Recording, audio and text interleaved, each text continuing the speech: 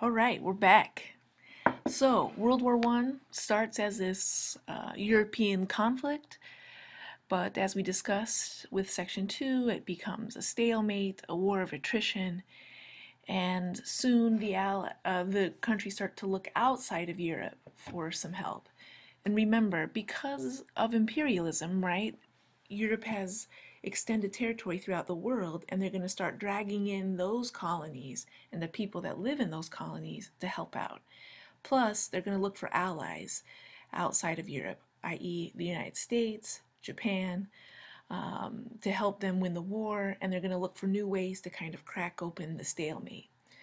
So, the first place they look to extend the conflict is in the Ottoman Empire.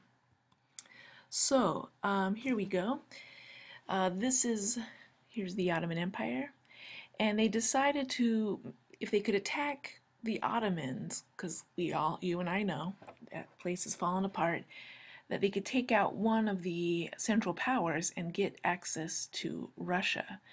So this then is called the Gallipoli Campaign. Who planned this? Why, a future hero of World War II, Winston Churchill, although this was sort of a disaster for him.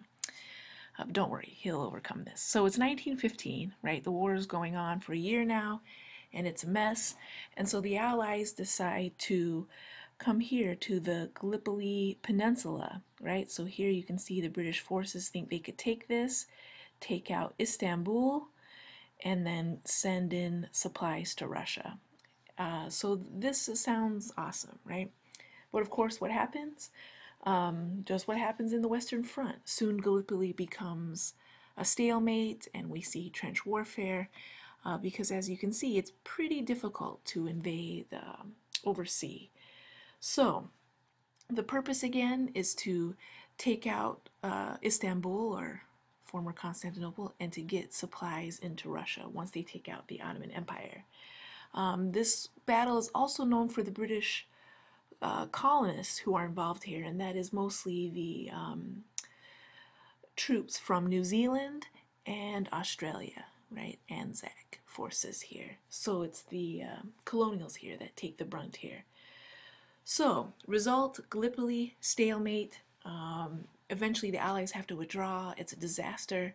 But this will be a turning point for what will become Turkey. A young officer, Mustafa Kemal, will take a stand here and become a hero, and then will become the first president of Turkey. But more on that later. Okay, so the battles now stretch out to the colonies. For example, these blue territories here are the territories of the German Empire. There you are, in Europe. So the battles then move to Africa, and the German territory in Africa will be taken by, I'm sure you've guessed it, the British and the French. The German territory here in the Pacific will be taken by Japan. So the question then becomes, and here's our friend Mohandas K. Gandhi, should colonial subjects fight in the European War? Should French West Africans come inside and help France defeat the enemy? So Gandhi poses this question, and he says, hey, if it's going to help us after the war, if it will improve our status, then yes, we should fight. But as you and I know, the European countries will completely diss the colonial people that fight with them. So let's just say it will get ugly for the empires after World War One. Okay, so we've got the disaster of Gallipoli as they try to open up a new front. Now we have the war being fought in Africa and Asia, and then we also see the entry of the United States. So the U.S. tends to be isolationist here, but a couple things happen. First, a British passenger ship, I use passenger ship in quotations, the Lusitania, is sunk by the Germans, as you can see from this front page of the New York Times. Over 1,000 people are killed, some Americans. The Germans are now engaging in what is called unrestricted submarine warfare. So here is a German submarine, and they start to attack any ship coming into Great Britain. Now, the British claim the Lusitania was strictly a passenger ship, but upon years later, when they find the wreckage, they find out that the British were in fact carrying a lot of arms and weapons on the ship. So the United States warns Germany, hey, knock it off, stay away from our ships. And Germany, for a while, then obeys, right? They're not going to risk bringing in the United States. However, as we approach 1917, right, things are getting ugly on all accounts. The Germans are getting desperate, the Allies are desperate. So the Germans then start to carry out, again, unrestricted submarine warfare, and force ships of the United States will be sunk. And this, of course, the end of the end, is called the Zimmermann Telegram. So the Germans send a message, this telegram, to the German ambassador in Mexico City, Mr. Zimmermann, and says, hey, get the Mexicans to help us. Have them attack the United States, distract them, and then we will give back the territory they lost, i.e. Texas and California, Arizona, all that good stuff. The British catch this telegram, decode it, and this is what then finally brings the United States into World War I in April 1917. So again, the war has gone on now at this point for 3 years. It's by all accounts ugly and brutal. I'm sure I've said these words several times already. The casualties are enormous. And so the Americans were only in it for a year, but I don't know if we play a huge role here, but we certainly are a big morale boost, right? We're fresh troops to come in to strengthen the Allies.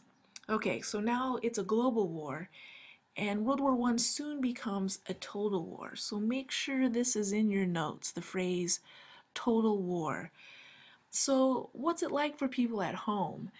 And this is when civilians now are dragged into war, and this is what is meant by total war. So total war is all a country's resources are devoted to the war effort, which means the government takes over the economy. Even in democracy, even in democratic countries in the West, the government takes over the economy. There is rationing in place. People are limited to the gasoline and things that they can buy. The government takes over propaganda, right? Soon the Germans, right, become dehumanized, right? They're brutes. How we're all then caught up in that our war is just. So this is total war. Propaganda, the government only allows certain information to be out and about. Certainly losses or the horrors of the Western Front, of course, are probably not known in the press. Of course, total war also brings in the ladies, right? Women play a major role here in the home front. You can see these are nurses here, and then of course women working in the factories for the first time.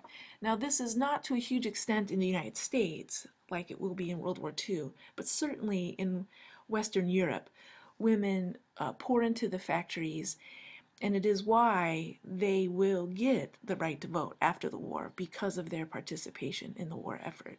But this is a dangerous job, right? They're building munitions and things like this. So total war means the entire nation's resources are geared to the home front. So this brings in the civilians, right? Now you just don't sit back and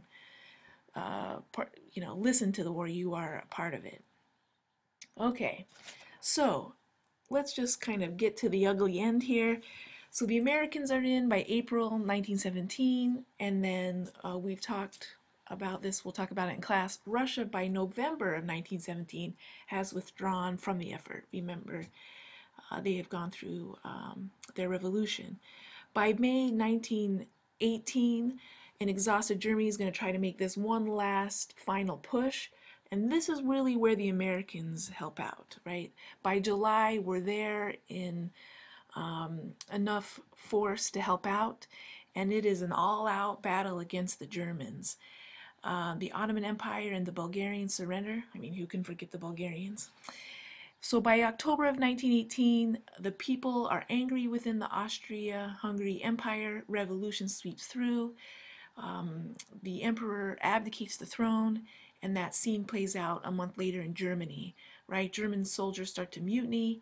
There is widespread civil unrest as people no longer want to accept the autocratic governments in Germany and Austria-Hungary. So by November 1918, the Kaiser steps down and they sign what is known as the armistice. Today it is Veterans Day in the United States, November 11th, 1918. And an armistice just means they agree to stop fighting. It won't be until January that they actually meet and hash out the peace. So that's it. The war is over and good times will follow. I mean that, of course, ironically.